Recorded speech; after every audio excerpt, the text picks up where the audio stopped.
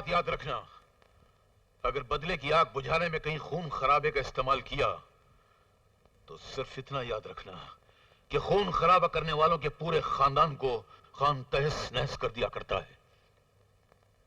और जहां तक उस खाकान का ताल्लुक है, वो छुप सकता है, बच नहीं सकता। Mind it.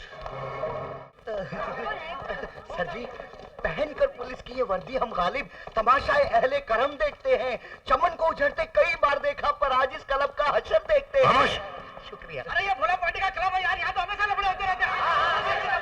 ये तोड़फोड़ किसने की है? मैं तुमसे पूछ रहा हूं, तोड़फोड़ किसने की है? अरे काहे चीख चिल्ला रहे हो? ये तुम्हारा टंटा झगड़ा तो नहीं है ना? और फिर जब हम तुम्हारे पास शिकायत लेके नहीं गए तो फिर तुम काहे अपना कानून का डंडा घुसेड़े यहाँ चले आए? इस डंडे का जलवा अभी तक तूने देखा ही कहां भोला पांडे। जिस दिन पूरा हलक में उतार दूंगा ना, उस दिन तू और तेरे जितने पिट्ठू है ना, सब तोते की तरह बोने लग जाएंगे। इसलिए अकल के नाखून दे रहा हूं कि कभी कानून से खिलवाड़ मत करना। कानून? ये देश में कानून है? कहां है भाई? है? नजर आता नहीं, लागू होता नहीं कहीं। देखो दारोगा साहब, ये हमारा टंटा बखेड़ा है, इसे उलझाएंगे भी हम ही, सुलझाएंगे भी हमें।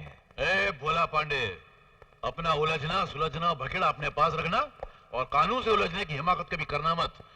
अगर एक बार इस फंदे में उलझ गया तो सारी जिंदगी गुजर जाएगी मगर सुलझने नहीं पाएगी। याद रखना मेरी इस बात को। क्या समझा? चुप। सर, खाकान हजार शैतानों का एक शैतान है, इतनी आसानी से मरने वाला नहीं है वो या तो अंडरग्राउंड हो गया है या ये शहर छोड़कर भाग गया है। इन हालात में हम लोगों को क्या करना चाहिए? कुछ नहीं सर, थोड़ी सी अदाकारी करनी पड़ेगी। वो जिस तरह पुलिस डिपार्टमेंट के साथ आंख बिचौली खेल रहा है, उसी तरह हमें भी दिखाना पड़ेगा कि हमने आंख पे पट्टी बांध ली, हमें कुछ नजर नहीं आ रहा। और जिस दिन वो अपने बिल से बाहर आएगा, हम उसे दबोच लेंगे। That's a brilliant idea. लेकिन इस बार आप अकेले नहीं होंगे, आपके साथ एक नया मगर जांबाज पुलिस ऑफिसर होगा। कौन sir? Do come in, inspector Dev. Sir, Dev, senior inspector mister Khan. Sir, young and brilliant inspector Dev. बड़ी खुशी हुई आपसे मिलकर। मुझे भी आपसे मिलकर बड़ा फक्र हो रहा है सर। वो इसलिए कि आप पुलिस डिपार्टमेंट की शान हैं, वफादारी और बहादुरी की मिसाल हैं आप। इंस्पेक्टर देव, अगर तुम मुझे मिसाल समझते हो तो मैं चाहूंगा कि एक दिन ये मिसाल तुम बनकर दिखाओ। All the best. ये दिखने में तो असली गोलियां हैं, मगर फॉरेंसिक रिपोर्ट के मुताबिक इन गोलियों में वो बारूद था जो सिर्फ धमाका कर सकती थी, जख्मी नहीं कर सकती थी। कौन सी गोली सर? ये वो गोलियां हैं जो तुमने खाकान पे चलाई थी। ऐसे कैसे हो सकता है सर? मेरी पिस्तौल में नकली गोली कैसे आ सकती है? जी? आई नहीं, लाई गई थी। दोस्ती का हाथ लाया था, यार की यारी लाई थी। जब मैंने इन गोलियों की छानबीन की तो साथ में थोड़ी सी दोस्ती की भी छानबीन कर डाली, तो पता चला कि खाकान का बेटा गौरव तुम्हारे बचपन का दोस्त है। ऐसे दोस्त हैं आप लोग के एक दूसरे के लिए जान की बाजी तक लगा सकते हैं। एक बार उसने तुम्हारी जान भी बचाई थी सुना, और ये भी सुना है कि तुम्हारी माँ उसको अपने सगे बेटे की तरह प्यार करती है। जी तुम फंस तो गए हो, झूठ मत बोलो। दुनिया का कोई कानून तुम्हें बचा नहीं सकता है। जी मैं गौरव को जानता हूँ सर। मैं बैठो बैठो बैठो बैठो। जी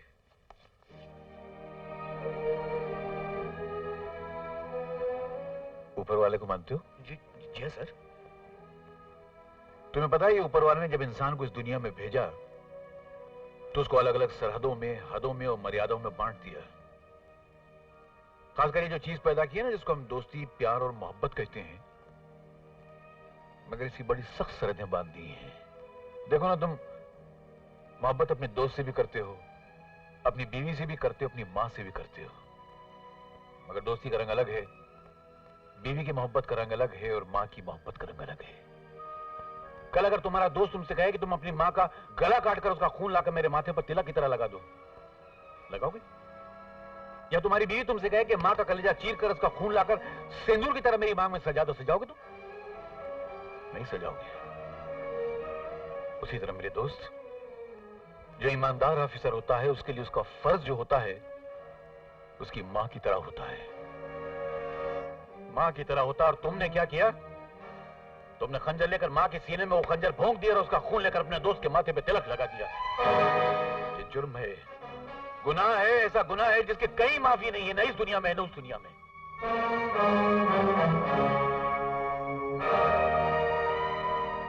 मगर मैं एक अलग किस्म का इंसान हूं। मैं गुनहगार को सजा देने से पहले सुधरने का एक मौका जरूर देता हूं। सुनो, तुम्हें भी एक मौका दूंगा। तुम यहां से जाओ, अकेले में बैठो, अपने मन को टटोलो, अपनी जमीर, अपनी आत्मा से पूछो कि जो कुछ इस इंसान ने कहा है वो बात सच है, सही है या गलत है। और अगर सच लगे तो अपने फर्ज को अपनी मां समझकर कल से ईमानदारी से निभाना शुरू कर देना। और अगर लगे कि मैंने बकवास की है तो मेरी बात को ठुकरा देना और इस वर्दी को निकाल के फेंक देना। फैसला तुम्हारे हाथ में है।